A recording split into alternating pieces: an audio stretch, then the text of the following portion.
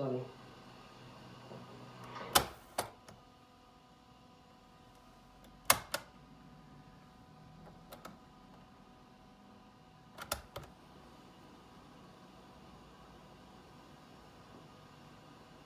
Sonny. As you all, well, anybody who knows of Holistic Learning Center, Sonny was one of the first certified counselors to come through the program, and we do a lot of public speaking together, and she normally comes along and does my introductions, and she does such a fine job. And Sonny and I have bonded on an emotional and spiritual level. I was also her personal counselor as she freed herself of her old belief systems. And we have a wonderfully bonded, spiritually based, loving relationship. And the part of the program that of working with Holistic Learning Center, because it's so multidimensional, but the part of counseling, holistic spiritual counseling, that just means so much to me is to see somebody like Sonny, who in most circles would have been considered a miracle because of so many things in her life that she had to transcend, as far as, you know, well, I don't know, I want to put a case history here, but she can share that with you on her own time. But she transcended most things that are the excuses. Excusa coming from the Latin term ex and cusa, meaning not being a cause. She transcended this. This is a woman who you're seeing who hasn't even hit her peak in life yet. And it's just an absolute pleasure to be able to share my life with Sonny and beings just like Sonny. I never thought that when I was in corporate America that I could be doing the work I love in abundance, spiritual, social, financial, psychological abundance with people like Sonny. Thank you very much for that introduction. Okay, so today's topic is the human creation, discreation. And there are several different subsections that we're going to cover. We're going to start off with premature positive thinking. Then we're going to go to why affirmations alone don't work. And then we're going to cover the actual creation, discreation cycle, including the graph, the diagram itself. Now, this premature positive thinking is the place to start. What is premature positive thinking? Have you ever experienced it yourself? Well, so many of us that are on this journey, the spiritual journey that we're on, called life, this curriculum, this experience, experience this premature positive thinking. Either we did, we are, or you could yet. But what is it? Well, it's the best of the worst ego defense mechanisms.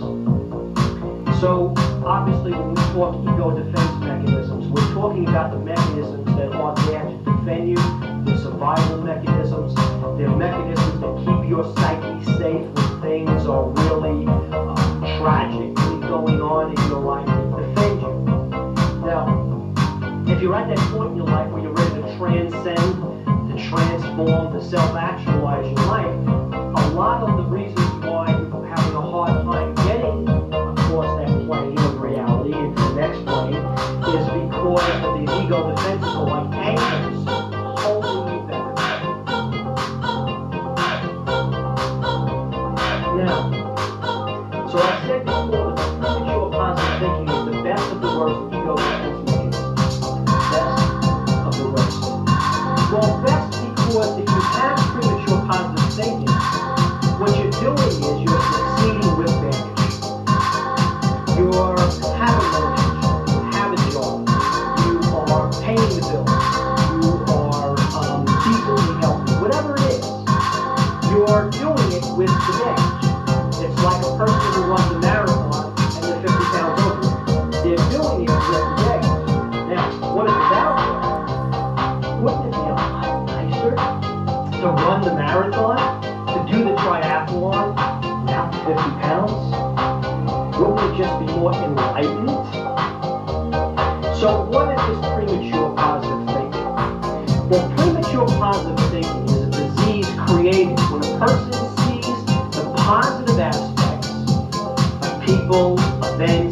experiences, memories, and consciously or unconsciously, it's usually unconsciously, deny the negative, abusive, unhealthy aspects of the same life experiences. So in other words, we're only seeing half of the part. Now, as spiritual beings, we're in the truth, right? Anybody here not in the truth? So we're in the truth. Truth is the whole part. Truth is non-judgment. Truth is seeing it as it is without saying this is the good part, this is the bad part. Truth is living from a place of being from the triune, meaning the trilogy, meaning body, mind, and spirit, Father, Son, Holy Ghost, the be, the doer, the have, the do, the have. It's from dealing from the spiritual realm first. Now, you're a physical being, so you're going to be on the physical plane, and we want you balanced in both areas. But what it means again is seeing the whole truth, not just the positive side, the so-called positive side. Now, if you just ignore it, this is what the premature positive thinking. I have to raise my hand to say that I lived and survived and made built multi-million-dollar companies as a premature positive thinker. It saved me. It was my best of the worst defense mechanisms. It got me to make my life, keep a 30-year marriage and everything else in the process of evolving spiritually. And this is what a premature positive thinking will say. If you just ignore it, you think positive thoughts, still go away on its own. Just be positive, think positive. I feel great, I feel great, I feel great. But you see, if you were sexually abused, physically abused, emotionally abandoned, etc., and you've never dealt with it, and it's still resonating within you, and at some level it triggers some sort of a fear. It might come out as anger, it might come out as all kinds of things. It needs to be dealt with, healed, forgiven, and then forgotten. But it doesn't go with it. See, it's a new age disease directed upon the chanting of positive mental attitude gurus who in the 60s have chanted from hundreds of seminar rooms, think positive, only think positive thoughts. Psychologists call these dysfunctional belief patterns magical beliefs because they're beliefs that have no foundation. And it's so, it's so easy here to lose an audience, so let me be as delicate as I can be.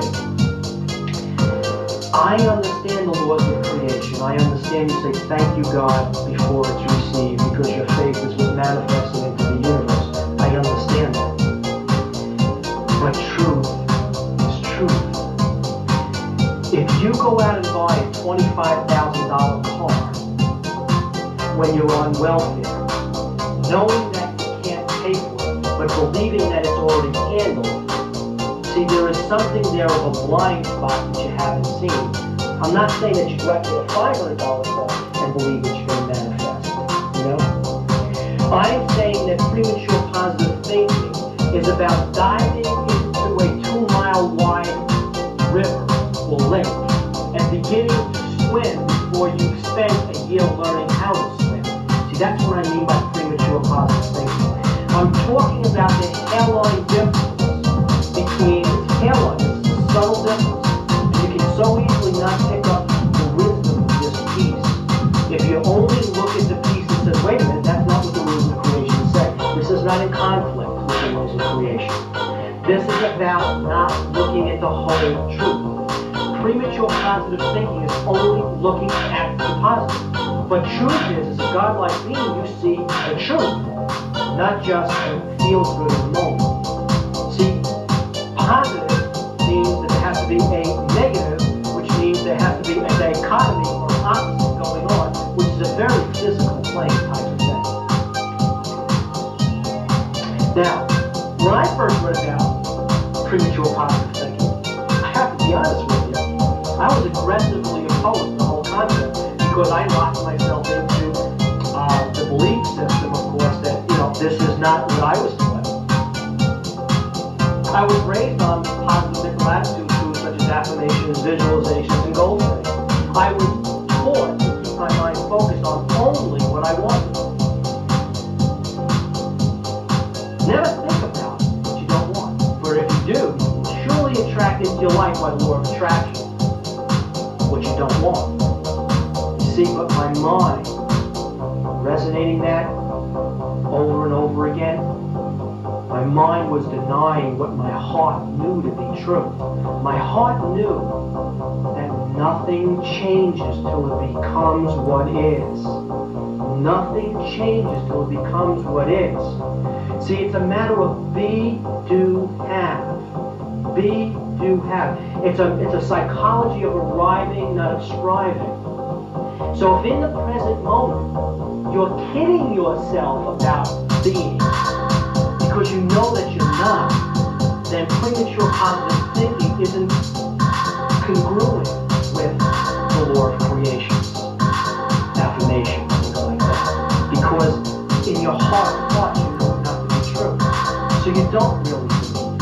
You're lying or rationalizing. That's what premature positive thinking is really all about. Spiritual healing is about seeing the truth, the whole truth as it is, without judgment, regret, or shame. It's about honest and appropriate thinking. Honest, appropriate thinking. The trap I fell into with premature positive thinking was that it allowed me to deny my pain. I was physically abused, I was sexually abused, I was emotionally abused, I was emotionally abandoned. I have a whale of a caseload, or had a whale of a caseload. Thank you, God. And I was in denial of that. I was succeeding in building companies and running triathlons and doing all the things everybody else said. Oh man, this guy is an achiever. 50 pounds of emotional struggle on my back at all times, afraid of everybody and everything, but you would have never known it. I had a negative, pain-riddled childhood, and I was attempting to suppress my pain with positive mental attitude chants such as, I feel great. My heart knew what my mind refused to surface, and that was positive thinking is only half of the creation formula. I don't want you to throw away positive thinking. I want you just to open your mind just a touch to realize it's only half of the creation formula. My mind is a divine tool of the Creator, and my mind was doing its job perfectly. It was keeping me numb to my pain. My reality was too painful to accept, so my mind triggered ego defenses to allow me to survive. At the same time that this was happening, while my ego defenses were allowing me to survive, it created an even bigger problem. It was stopping me from healing, from really healing. It's kind of like if you see a ball player, they have an injury, a groin pull or a hamstring or something during the season, and you know these guys are treated like they're cattle because they're worth millions of dollars, and they pump them up and stuff and throw them back in the game. Well, it doesn't heal. You know, they give them just enough to get them through the season, and sometimes they ruin that muscle for the rest of their life. They become crippled for the rest of their life, a lot of them. And it's kind of like that, metaphorically speaking. What we do is we press on and press on and press on, but we're putting band-aids on. And we're succeeding, supposedly, whatever that means, succeeding. Spiritually, my ego defenses were preventing me from self-actualizing my own divine truth.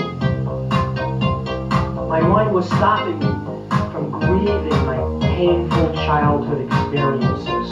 My heart could feel the pain that my mind was denying, but my heart knew grief is the healing feeling. Grieving heals. Just think of when you go to a funeral. You know, in the old days, normally going back hundreds of years or whatever it was, I'm 45 years old.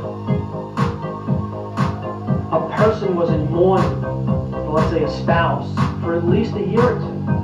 And you know, if you talk to most psychologists, they'll tell you when you've had a major loss, it takes a full 5 years to completely transcend that loss. Loss of a child, a loss of a career, a loss of a home, a bankruptcy, a divorce. It takes a full 5 years. So, obviously, some of us will do it in 3, but some of us might take 6 or 7 years. So that's what we mean here by grief is the healing feeling. This is what never went on about what went on. If you were physically abused, sexually abused, emotionally abandoned, or whatever other issues, which there are plenty out there, and you've never allowed yourself to validate what actually happened, just like you went to a funeral and somebody in your family died, and you never allowed yourself to grieve the loss, well, there's a piece of you that was lost there. And you need grieving as the healing feeling. Positive mental attitude became a very appealing way for me to avoid and deny what my heart knew it needed to heal. I persisted for 20 years attempting to transform my life by doing affirmations to attract love and health and intimacy, serenity, and financial success into my life. Positive mental attitude definitely helps, but it wasn't until I started releasing my original pain by doing original belief therapy that my life really transformed. The laws of the universe are just that, laws of how the world works. One of these laws states, you will only attract into your life what you are. What you are, not what you want. What you are is what you resonate into your life. If you are unconsciously resonating pain from your past, while you are while you are attempting to sugarcoat it with premature positive thinking, you will not attract what you want. You will attract what you are. You will attract what your heart secretly feels. You can only resonate what your heart knows to be your truth. If you have not fully dealt with your past, you will unconsciously attract uncomfortable experiences into your life to alert you that you need to heal. These recreated experiences will keep reappearing in your life until you finally deal with what is and was. And so the same. Why is this happening to me again and again? Why did I marry the alcoholic the third time? What is wrong with me? Etc., etc.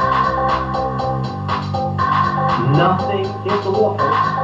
Nothing changes till it becomes what is. I ask you, why? Why? Why does nothing change till it becomes what is?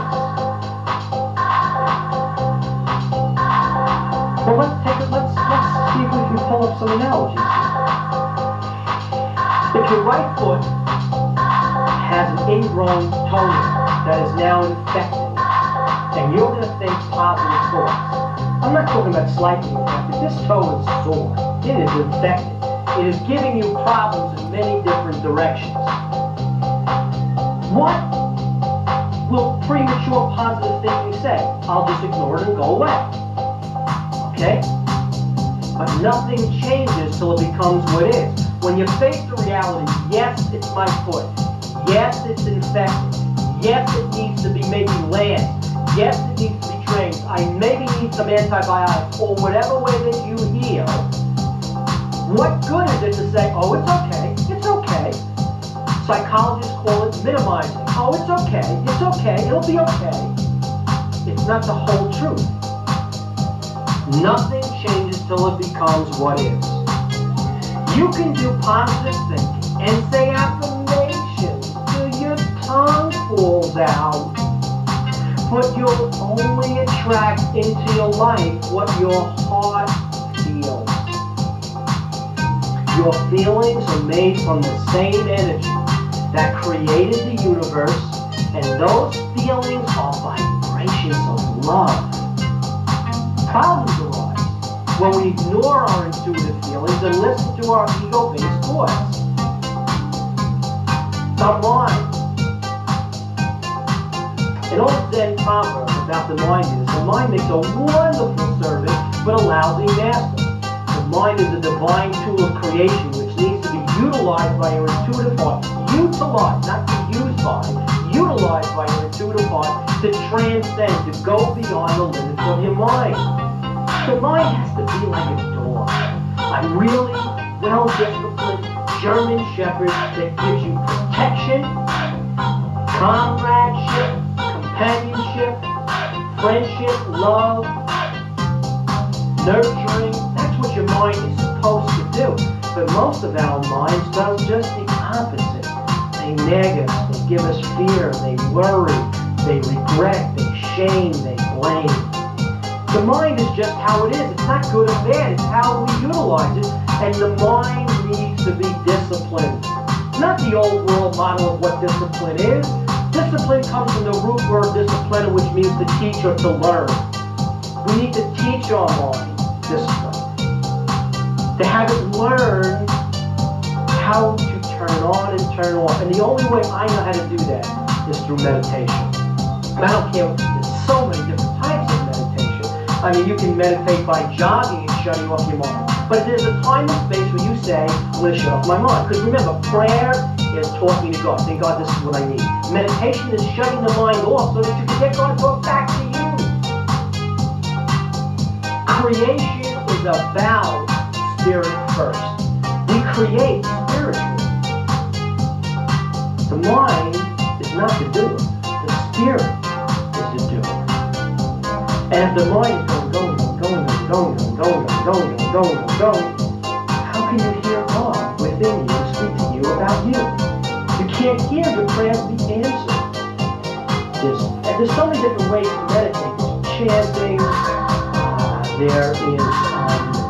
there's like alpha techniques, there's visualization techniques, but it simply comes down to one common thread. You're telling your mind to be quiet for a while, go like the German Shepherd. Sit, quiet, shh, quiet, shut off. So that when things do happen that are very emotionally trying, you can do the same thing then too, and that's when it becomes real valuable to have a disciplined mind. To quote from my book, The Secret Your Beliefs Create Your Reality, the human school is a beautiful system of balance created between the mind and heart. Your intellectual mind is the instrument of your separateness, and your heart is the vehicle of unity. The transformational process, known beyond form process, is a very profound polarity or struggle. What you end up with is a creative tension where we are trying to preserve our separateness, also trying to merge into the unity of all things. Rhonda, a.k.a. Richard Albert, the PhD from Harvard University, that went to the East and does a wonderful job balancing the Eastern and Western mind. Kind of like, I think of him as the Gandhi of the West. He's the one that influenced me to write that piece from some training course that I attended of his. And it says that's what the whole thing is about. We have the mind making us separate. And it isn't that you don't live on the physical plane without a mind, because you are somewhat physical. You are a separate thing. Spiritually, we're all one. But at the same time, our intuitive heart keeps on going, intimacy, pull together, we're all one, the planet's all one, the ecology's all one, we're all one. And that is a very profound polarity, opposite poles, polarized, that type of thing. You need to let go of this wishful tendency to only think positive. Don't make sure you're clear that your mind doesn't jump in here. I'm not saying thinking positive is wrong. I'm saying only looking at half of the truth will not serve you well, in my opinion. Embrace a holistic approach by allowing yourself to accept the whole truth. Let go of the need to build a positive framework on a negative foundation. Develop the courage to heal your original pain, the original source of the root of your belief, because nothing changes till it becomes what is. Within this holistic approach, you'll learn to spontaneously think positive thoughts about the whole truth. You will learn that there is no good or bad, no right or wrong in a perfectly evolving universe. Your so-called bad experiences were just as valuable as your so-called good experiences. You'll begin to open to the holistic spiritual approach that God is Alpha to Omega. That's from the Greek alphabet, Alpha to Omega, meaning from the beginning to the end, the whole journey. You know, so I think back to this, and I think around in the early 90s, I had a complete bankruptcy after building a couple $1 million companies, and I went from having a limousine at my disposal to having no money and no job and cleaning toilet bowls. And I had an ego death, and you know, it was like the poet says, it was the best of times, it was the worst of times. But now when I reflect back at that, that was probably the most important time of my life. But at that moment, I didn't know. See, so I'm putting a judgment on it was a good time, it was a bad time. Now this Alpha to Omega, again, this means that God is all, and all of your experiences happens within God's universe, UNI-verse, the one source. Our minds have been conditioned to think in limited terms, so we usually see experiences as either good or bad. We make them into dichotomies. God only sees experiences. We place the judgment of right or wrong on those experiences. Experiences are neither right or wrong, they just are. They just are. They are part of the human experience called life. The purpose of life is to provide experiences in order to remember who and what you really are. A divine, godlike, spiritual being. Think positive truth. Listen to your intuitive heart. Contemplate the infinite. And then implement and prosper. Let's take a 2-minute break. Okay, welcome back. Now the second part of today's lecture is on why affirmations alone don't work. So now we've covered premature positive thinking, I think, pretty well, and all it bottom lines out to be is truth. We want you to deal with the whole truth and nothing but the truth. So help you God, we do. Truth. Not just the positive side of the terminal, but the positive and negative side of the terminal, right? Now I first learned about the power of affirmations and visualization techniques over 20 years ago. These processes of creation are based on the following precept. Thoughts create feelings. Feelings, which are vibratory frequencies of energy, create actions. Actions create habits. Habits create beliefs. Your beliefs create identities. And your human identities create your reality. A human identity is no more than layers and layers and layers and layers of beliefs. Because if you really want to be picky-uni here metaphysically, you have a thought, you have that thought often enough, it becomes a belief. You have that belief often enough, and then the law of attraction is going to attract me a similar beliefs. So now what you have really is a belief system, like a solar system. It's more than one chunk of belief, it's a bunch of beliefs being pulled together. And then these belief systems, or solar systems, are now attracting even more belief systems that are attracting together. So we have more than one solar system coming together, which actually turns out to be a galaxy. But only the galaxy is an identity. And the identity could be the sum total of all your beliefs about womanhood, manhood, parent, father, money, sex. Outlet from out there, I'm being you. That's the whole what? That's all you. It's home from out because it's more going on. Russian is fine, let's now, Russian is fine, but what's going now? Let's do it. What?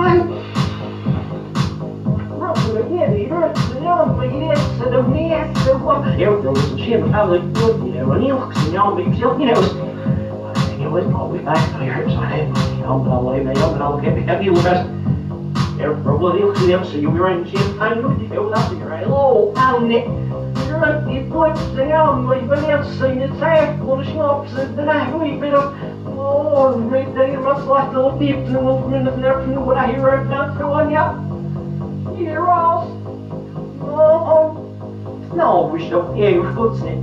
Said for schnapsen, de vermachten ze even verder zaal. No, niet wel. Pośle, ze moesten ze hier de negen. No, we should eigenlijk stout voor de zaal vermachten. Dus je zo żyw, dus je moet zo niks, dus je even pakt. Stout voor de zaal. No, wel, nee, no, wel, nee, no, wel. Zo is de vijf we go. That's right here. That's never shit no. How fast, nee. Live back. All these bush ribs. What? Hurry. All these to do.